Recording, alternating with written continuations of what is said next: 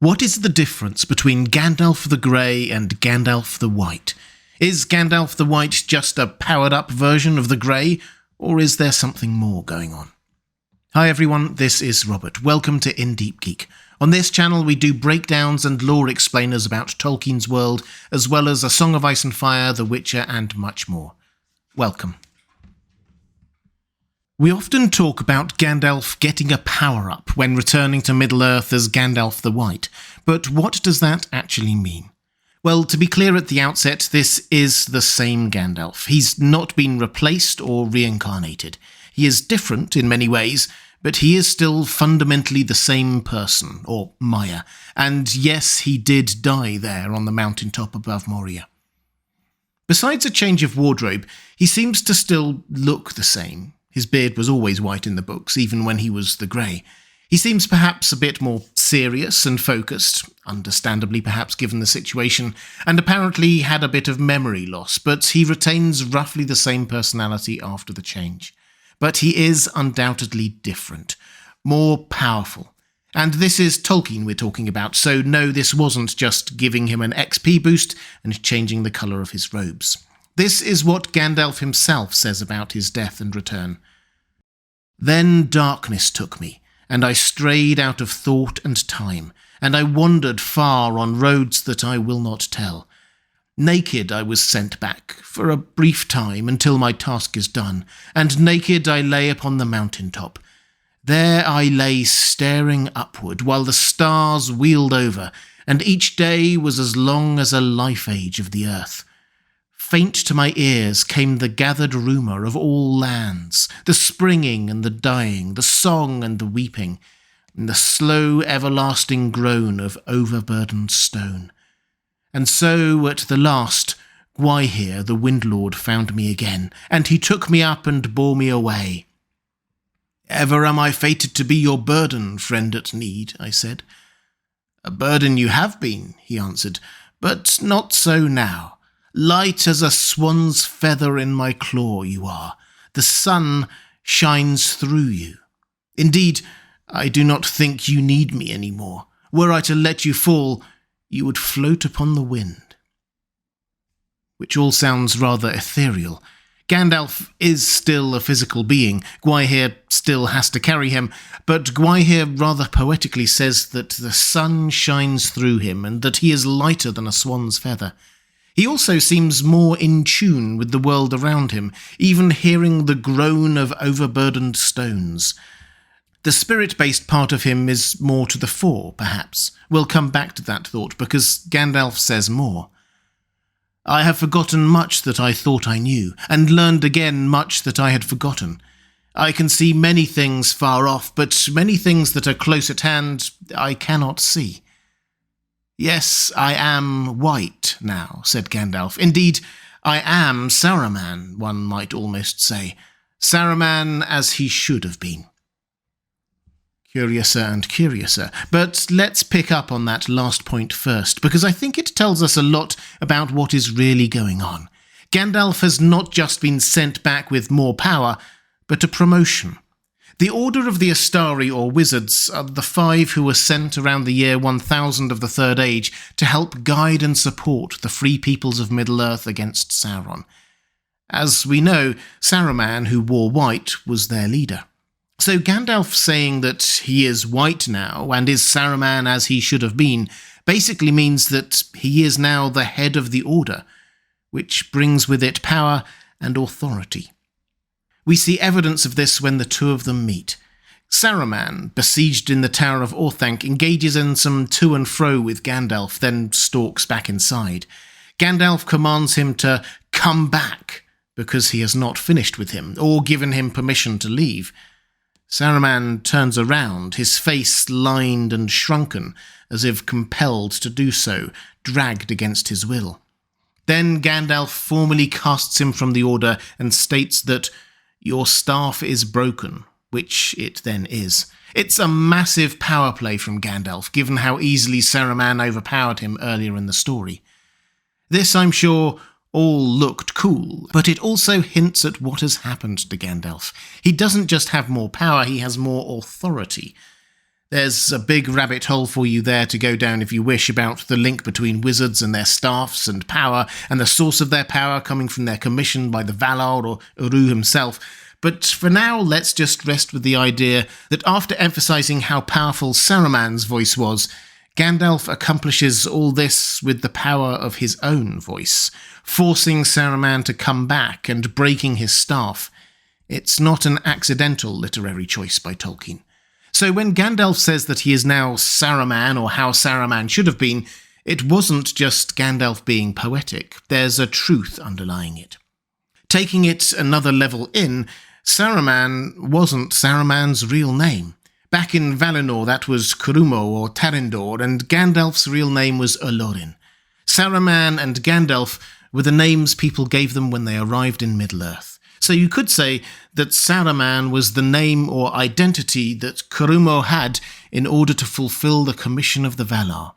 Gandalf was now taking on that role, the role of Saruman. He was now the leading representative of the Valar in supporting the free peoples of Middle-earth in resisting Sauron. That meant more responsibility, more authority, and more power. So much more than just a power-up. But as we always try to do, let's go to Tolkien's own explanation in his letters. Gandalf sacrificed himself, was accepted and enhanced, and returned. Yes, that was the name I was Gandalf. Of course, he remains similar in personality and idiosyncrasy, but both his wisdom and power are much greater. When he speaks, he commands attention. The old Gandalf could not have dealt so with Theoden, nor with Saruman. He is still under the obligation of concealing his power and of teaching rather than forcing or dominating wills, but where the physical powers of the enemy are too great for the goodwill of the opposers to be effective, he can act in emergency as an angel, no more violently than the release of St. Peter from prison. He seldom does so, operating rather through others, but in one or two cases in the war in Volume 3, he does reveal a sudden power. For those not up to speed with their New Testament theology, Tolkien here is referring to the story of St. Peter, who was in prison awaiting trial when an angel appeared and told him to leave. His chains fell off and he walked out, following the angel. A show of power, but still understated. That's the kind of power Tolkien is saying Gandalf now has access to. The examples Tolkien gives here from his story are when Gandalf twice rescues Faramir, then faces down the Witch King of Angmar. Each time, the Gondorians couldn't have done it on their own, so Gandalf steps in a rather obvious way, but still holding back from unleashing hell, or heaven perhaps. Crucially, although it's clear that Gandalf does indeed have more power, he is still for the most part under an obligation not to use it, unless the opposers of Sauron are truly overpowered, and even then he is to limit his powers to just as much as is needed. The clear implication is that as much as we talk of Gandalf the White as having an upgrade, which he undoubtedly did, he is actually now much more powerful even than we see. He is holding back. Which brings us back to that point we noted earlier about Gandalf being now more spirit-based than before. The sun shines through him and so on. He is more angelic, in Tolkien's words. Because I think that there is one aspect in particular of his greater power and authority that we often overlook, something that had even more of an impact on the story than his authority over Saruman or ability to face down ringwraiths. As Gandalf himself says, I can see many things far off. He obviously here means in the future rather than simply getting better eyesight. And when you think about it, this is probably one of the keys to the subtle personality change between the grey and the white. Looking back, Gandalf the Grey did second-guess himself and doubt himself quite a lot. He wasn't always sure about which path to take, sometimes literally and sometimes more figuratively. For example, he admits that he was suspicious about Bilbo's ring from the moment he got it, but it was 60 years before he properly went off to investigate. That's quite a slow response time. Compare that to the furiously paced certainty of Gandalf the White.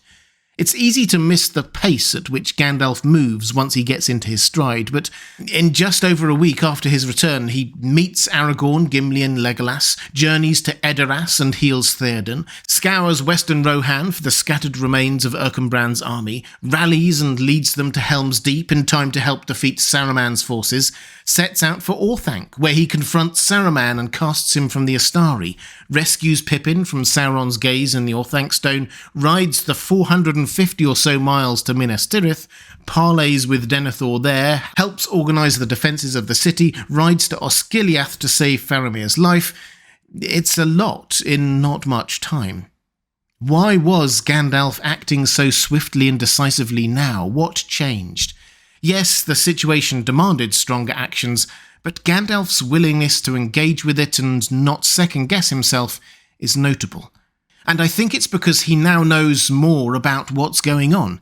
He doesn't just have to guess anymore. He can see many things far off. He heard the gathered rumour of all the lands, the springing and the dying, the song and the weeping. And Tolkien specifically says that he now has even greater wisdom to know what to do with all that information. He knows to march on Mordor, even though it seems like folly, and he announces during that climactic confrontation that the end is nigh. "Stand, men of the West," he says, "stand and wait. This is the hour of doom." He stands on a hilltop, ignoring the battle until roused as if by some vision, and announces that the eagles are coming, even before they can be seen. As Gandalf the White, he is now in tune with so much more of what is going on. Yes, Gandalf the White was a powered-up version of Gandalf the Grey, but that's just scratching the surface. He has been given more authority and more knowledge and more wisdom as well. Yes, he has so much power now that he is really just holding back most of the time, but where he really now shines is in knowing what to do and when. He is no longer just trying to use his knowledge and wisdom to chart the right course. He is now in tune with the song and the rhythm and the groan of Middle-earth itself. He can guide and show the way, and occasionally step into the action with restrained but unmistakable power like a biblical angel. He is, figuratively and in some senses even literally, an angel sent by Uru himself. Gandalf the White. If you'd like to see more videos digging deep into the world of The Lord of the Rings, there's a playlist now on the left of your screen. Or to support this channel, thank you. There's a link to my Patreon page on the right of your screen. That's all for this time. Thanks for watching. I'll see you again soon.